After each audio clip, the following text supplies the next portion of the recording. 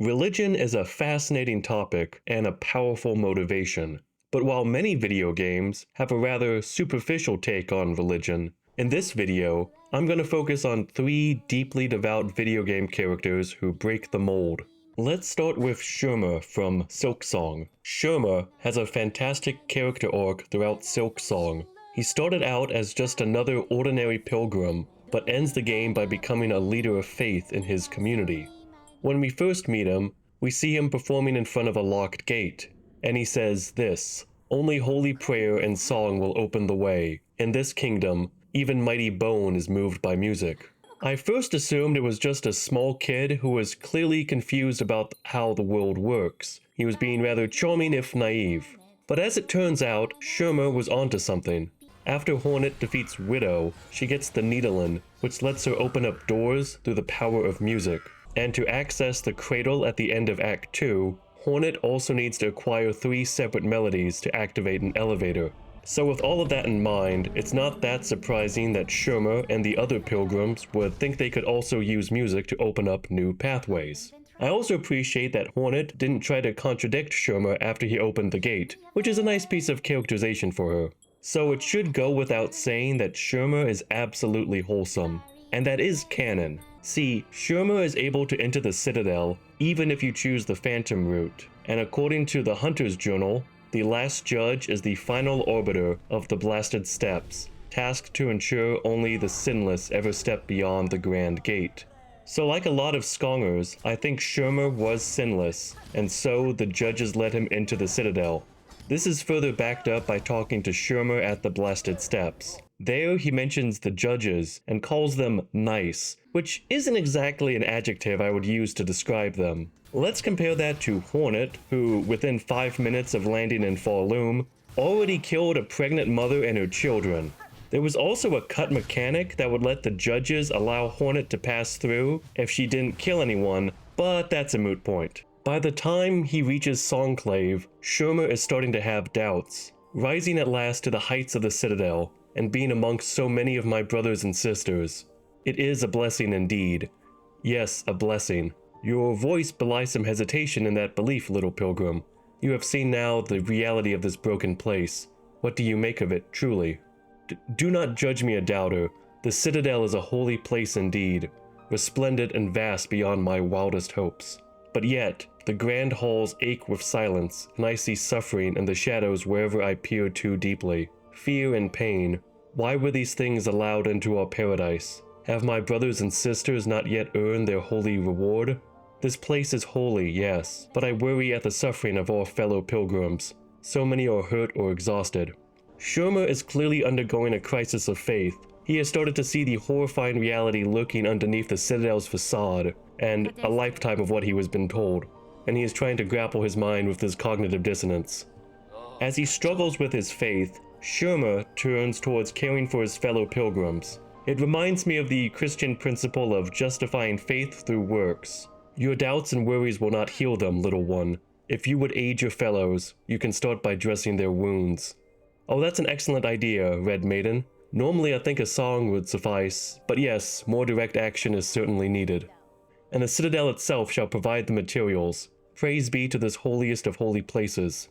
Once you get his quest, like anyone with a heart, I immediately race to White Ward to save Sherma. And once there, you can see him traumatized by what he found. If you play the Needlin, we hear his thoughts. All this suffering, am I not holy enough? It's insidious just how much Sherma has internalized the Citadel's teachings. He feels guilty, and that the suffering he's seen is somehow his fault, when that is the furthest thing from the truth. And those poor bugs, bewitched by the thread. No sin could warrant such a fate.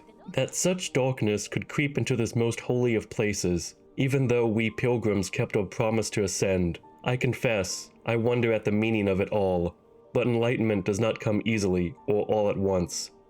And these marvelous healing supplies, surely they, at least, are some proof of the Citadel's holy nature. But the corpses and medical monstrosities Sherma saw are just a fraction of the horrors committed in White Ward, and I will delve into them in a separate video. At the start of Act 3, Hornet is rescued by the bugs of Songclave, and we see Sherma got a promotion. The previous caretaker has fled to join the other snail shamans and decided to appoint Sherma as the new caretaker. I also love the detail that Sherma didn't even bother to change his clothes, he just threw it over what he was already wearing. And if you talk to Sherma before you confront Lost Lace, you can see that he's already starting to grow into his new role. In truth, I'm still only a fool, but I'll hold dearly to your faith in me. That warmth will help me to endure whatever challenges lie ahead. Now let me pray for you, dear friend, and may my hopes follow you into the deepest darkness and beyond. Though kingdoms may fall, life endures still, and we bugs can build our lands anew. I share your hope, Sherma. Remember though that whatever is built next belongs not to the past but to you. Your instincts are strong. Let it be those that guide you, rather than any reverence towards a kingdom's corpse. What I also like is how Silksong depicts the relationship between Hornet and Sherma. The two definitely care about one another, but there is clearly tension. Hornet is able to walk the fine line between being diplomatic and respectful of Sherma's beliefs, but at the same time she is firm in her disdain for the Citadel.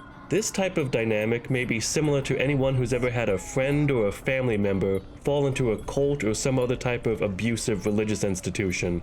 You obviously care about that person, but you hate seeing them being taken advantage of. Yet at the same time, you don't want to push too hard because that could risk them cutting you off entirely and having them sucked further into that high control group. That's a very delicate dynamic to depict, and I really appreciate the way Team Cherry was able to pull it off. On a different note, can we acknowledge that Sherma is spitting bars? Who are the 5 best rappers of all time? Think about it. Sherma, and Sherma. Because I spit hot fire. But Sherma might have a challenger to that title. Do you possess any celestial dew? Then I would like to share my knowledge with you. In Elden Ring, Miriel, Pastor of Vows, embodies both the archetype of the wise old man and the devout religious pastor. But his religious belief is actually incredibly inclusive. Miriel teaches both sorceries and incantations, and he will gladly take any spell book you give him, even if it's a prayer book for assassins, or the Godskin prayer book, which is bound in supple skin. No matter what type of spell you want to learn, Miriel has the same response. Oh, what have we here? Very well, let us both learn together. Heresy is not native to the world. It is but a contrivance. All things can be conjoined.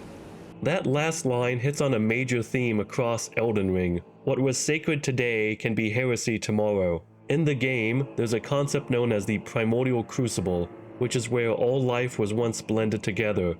And in fact, the crucible of life was once the primordial form of the Erd Tree. Then in Shadow of the Erd Tree, we learn about the Hornsent who ruled before America's Golden Order and oppressed her people. The Hornsent view the crucible as sacred for the refinement wrought through its evolutionary gifts. And then when America took power, the crucible was initially a source of reverence. But with time, America's Golden Order shunned the crucible as an impurity. Meanwhile, the frenzied flame can be seen as a corruption of this ideal. Melt it all away with the yellow chaos flame, until all is one again. Miriel is a sharp contrast to the game's other incantations teacher. Corhin calls every single prayer book is a work of heresy. Its incantations bear no lineage from the Erd Tree. Funnily enough, that even happens if you hand him the Two Fingers prayer book. In fact, the only prayer book Corhin approves of is the Golden Order Principia. This is a volume of incantation. It's good to see your enthusiasm.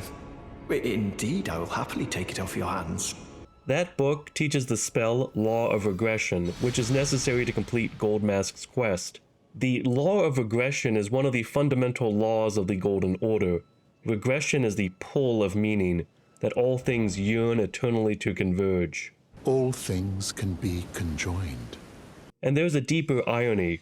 Goldmask is so devoted to the fundamentals of the Golden Order that he becomes a heretic. So the only prayer book that Corhin accepted as orthodox helps Goldmask learn the truth about the Golden Order and ultimately reject it.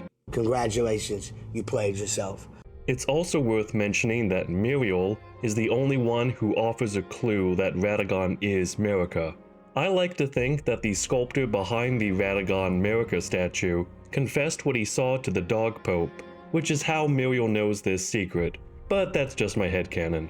Even though Miriel is a teacher, he doesn't seem able to cast any spells, so he has no way to defend himself.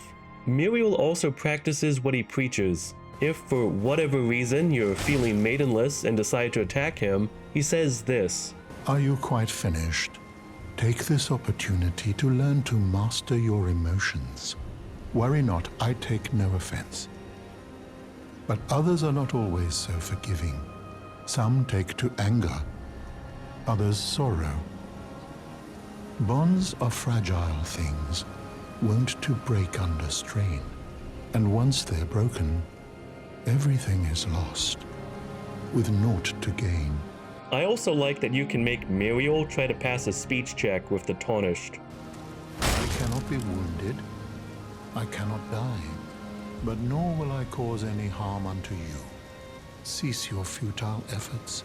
I'm just gonna take his word for it.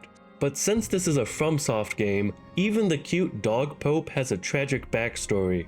Throughout the lands between, you can come across turtles, but the only other giant turtles you can encounter are ghosts. So the implication is that Miriel is the last surviving member of his people. But why were they hunted down? If we turn to cut content, we can find a potential motivation in one of my favorite pieces of lore. In the 1.0 version of Elden Ring, we learn that turtle meat is said to boost virility, but none in the lands between seem to have much appetite for it these days. In lands between, the urge to reproduce has waned long ago. In other words, turtle meat was an aphrodisiac. 2 quick points I want to clarify about the cut description. First, it says that the urge to reproduce has waned, so this urge still exists, but it's not as powerful as it once was. And secondly, the people of the lands between could still be getting it on, albeit in different ways. So by having a giant turtle like Miriel at your wedding could be seen as a fertility rite.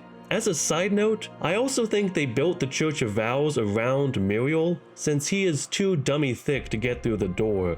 I think it's a shame that this detail was cut, because driving an entire race of wise, sapient creatures almost to extinction because their necks make you last longer in bed adds an extra layer of realism. It also reinforced both the brutality and stupidity of Merica's Golden Order. For instance, they used the trolls as massive beasts of burden to pull carriages. But EG shows us firsthand that trolls can be articulate, literate, and have high enough intelligence to cast sorceries. I also don't think it's a coincidence that trolls are esteemed by the Carians in Reo Lucaria, while their glintstone rises are heavily linked with turtles. In fact, 2 of the sorcerer's rises, Chelonia and Testu, even mean turtle in Greek and Latin. Unironically, I love that an item description for turtleneck meat can reveal so much about the society and outlook of the lands between. On a different note, living in Liurnia, Miriel saw 2 devastating wars between Merica's Golden Order, led by Radagon, and Renala and the Academy of Reo Lucaria. Roger also tells us, In the past, they obeyed laws which contravened the Golden Order, or so I'm told. Fascinating, isn't it? That the Golden Order was pliable enough to absorb practices that contradicted itself in the past. With the Order broken, twisted, and in need of repair, such adaptability is more important now than ever. The game also implies that Miriel was the one who officiated the wedding between Radagon and Renala. So Miriel has seen firsthand how the Celestial Dew can mend the wounds of war, and he makes a direct comparison between that power and what the Tarnished can do with the Elden Ring. My faith does not waver. The miracle rooted in these grounds will once again mend the world. And this time, its bounty will not be squandered. If you would be Elden Lord, Tarnished, I hope that you too will share my faith. However ruined this world has become, however mired in torment and despair, life endures. Births continue. It is a great comfort to know that, in the end, there is light in the darkness. Finally, I saved the best for last. Joshua Graham from Fallout New Vegas. He clearly fits the archetype of the Crusader and the Prodigal Son. Honest Hearts is my second favorite New Vegas DLC, almost completely because of Joshua Graham. Before I get into it, I just want to acknowledge how god-tier the writing is in New Vegas. One of the most badass characters in the entire game is a devout Christian missionary. Honest Hearts uses significant Mormon imagery. It takes place in Zion National Park in what was once Utah. The name of the DLC, Honest Hearts, is from a saying by Brigham Young, the second most important person for the Mormon faith. Honest hearts produce honest actions, and Joshua Graham left his hometown as a young man to be a missionary, a Mormon rite of passage. I was born in Ogden, what people came to call New Canaan. Things were more peaceful when I was growing up. When I was a young man, I went out into the world to do missionary work, as all New Canaanites do. Joshua Graham also alludes to the famous American Mormon gunsmith John Browning, who set up shop in Ogden. This type of .45 automatic pistol was designed by one of my tribe almost 400 years ago. Learning its use is a New Canaanite rite of passage. But at the same time, Joshua Graham never calls himself a Mormon or a member of the Church of Latter-day Saints. Instead, I am a New Canaanite. We believe we are the heirs of a spiritual tradition given to our ancestors thousands of years ago. I do like this because it focuses on Joshua's personal struggle and his desire for redemption, as opposed to having to get weighed down in significant theological disputes about Mormonism and Christianity. So with all of that in mind, throughout the base game, Joshua Graham had earned a massive reputation. You have to understand, Graham was the toughest son of a gun anyone around these parts had ever seen. Before Hoover, we had 5 kill reports on Graham from Rangers and 1st Recon sharpshooters who tried to take him out. Some folks think he's still alive. Call him the Burned Man. The Burned Man was Caesar's advisor and general when the Legion was originally formed. The Burned Man led us to a disastrous defeat at the dam. On Caesar's orders, the Burned Man was covered in pitch by the Praetorian Guard, lit on fire, and cast into the Grand Canyon. Caesar has forbidden us from ever speaking his true name again, and so we simply refer to him as the Burned Man. He's a story to frighten the younger legionaries. He's dead. No man, no matter how tough, could survive a fall into the Grand Canyon. The story says he was set on fire and thrown into the Grand Canyon, but his angry spirit rose from the ashes of his corpse, looking for revenge. Nonsense, probably, but there's no doubt that many in the Legion believe he's still alive somehow. Ah, yes. We are forbidden from speaking his true name. He was a shaman of some kind before he met Caesar, a holy man from out of the Utah. The Burned Man proved dangerous, unpredictable, and impossible to kill. He helped Caesar form the Legion, but almost led it to destruction. I do like the subtle detail that Wolpez refers to Joshua Graham as a shaman and a holy man, instead of using the Christian terminology. This could reflect Wolpez's disdain towards Christianity, that he sees it as just another religion to be suppressed by the Legion, or it could mean that Joshua had already stopped being a believer by the time Wolpez had emerged in the Legion. Even though Joshua Graham became the Legion's second in command, he didn't make some massively signpost capital D decision that led him to committing evil. Instead, as the Burned Man himself realizes, this way lies the path to hell. Caesar needed me to translate. Translation became giving orders. Giving orders became leading in battle. Leading in battle became training, punishing, terrorizing. A series of small mistakes before a great fall.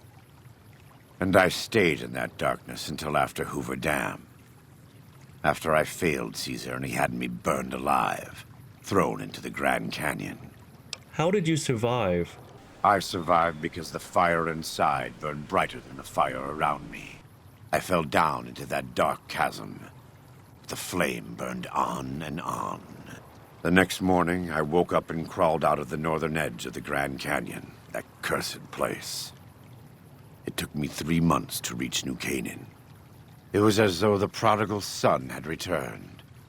They welcomed me like I had never left, never done anything to shame them. The fire that had kept me alive was love. Their love. God's love. I will never be able to repay the debt I owe to them, but I must try. But no good deed goes unpunished. New Canaan was destroyed, its citizens scattered. The Whitelegs want to join the Legion. Caesar's rite of passage is the destruction of the New Canaanites, almost assuredly because of me. The Whitelegs didn't just force my people out of New Canaan. They butchered everyone who wasn't fast enough to get away. The elderly, the ill, children, those who stopped to help the wounded. It made no difference to them. They can't be reasoned with. After his literal baptism by fire, Joshua Graham has remade himself as an avenging angel to defend Zion and the few remaining survivors of New Canaan. I have been baptized twice, once in water, once in flame. I will carry the fire of the Holy Spirit inside until I stand before my Lord for judgment. I pray for the safety of all good people who come to Zion, even Gentiles.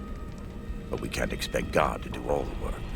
This sets up the main conflict in Honest Hearts. The courier has to decide whether to side with Joshua Graham. Show no quarter to the Whitelegs we come across. Make no mistake about why we are here. This is an extermination. Or to go with Daniel, another New Canaanite missionary, and flee Zion. Although the two men differ greatly on the use of violence, there's no bad blood between them. If you threaten to kill Daniel, Joshua Graham offers a very chilling warning. There are many reasons why that would be a bad idea. I will illuminate 3. First, do not believe that because Daniel is a missionary, he is incapable of or unwilling to defend himself. Second, if you harm Daniel or any of the sorrows or dead horses, I will find you. Make no mistake. God willing, you will not leave this valley. Lastly, waging war against good people is bad for the soul. This may not seem important to you now, but it's the most important thing I've said. This exchange reveals so much about his character.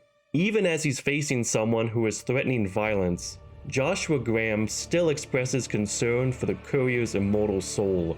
I also love the fact that he continues to organize his guns, completely unfazed by the courier.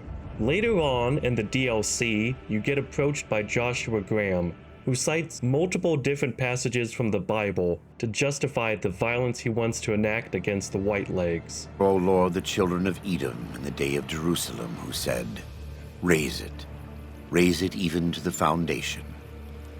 O daughter of Babylon, who ought to be destroyed, happy shall he be that rewardeth thee as thou hast served us.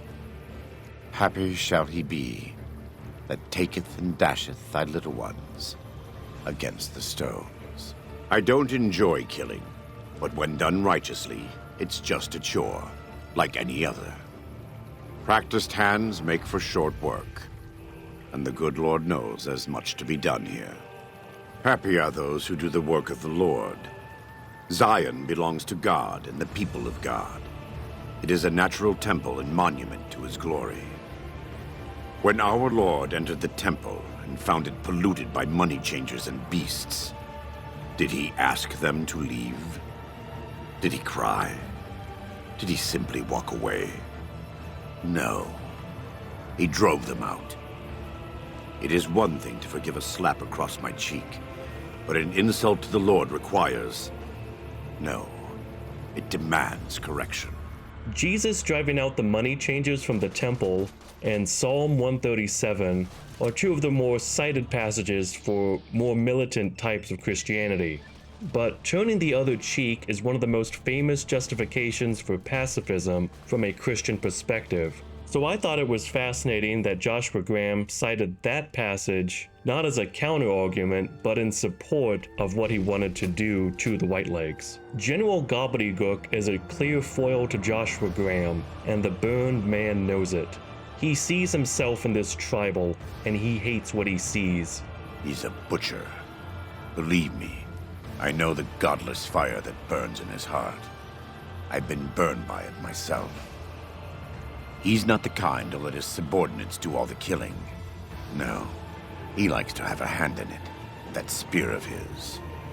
He's fashioned himself an abomination before the eyes of the Lord. I'm happy to serve as an instrument of divine justice. I want to take from them what they took from me, from my family. In this life, I want them to suffer. I want all of them to die in fear and pain. I want to have my revenge against him, against Caesar. I want to call it my own, to make my anger God's anger, to justify the things I've done. So with all of that in mind, I do have two criticisms for the story of Honest Hearts. By far, the story's biggest flaw is that there is no real choice between siding with Joshua Graham or Daniel. Daniel comes off as incredibly paternalistic. Now, that is an effective portrayal of how some missionaries can be condescending and patronizing towards the people they're preaching to, but that does undermine Daniel as an actual choice to rival Joshua Graham. Daniel has absolutely no riz. Personally, I think it should have been one of the Sorrows who had converted and was so deeply committed to pacifism. I also hate the trope of letting the leader escape. Instead of popping a cap in General Gobbledygook, the courier and Joshua Graham could have taken him prisoner. That would fit in well with the DLC's themes of redemption, though I would leave it open as to whether General Gobbledygook can even be redeemed. Now, I haven't played every single video game in existence, so I'm really curious to see if any other games have portrayed religious characters in a similar manner, so do let me know in the comments below. Thank you so much for watching. I'd love to know what yins think. I'd also like to thank all of my channel members and supporters on Patreon. Do you think Joshua Graham had second thoughts when the Legion started to crucify people?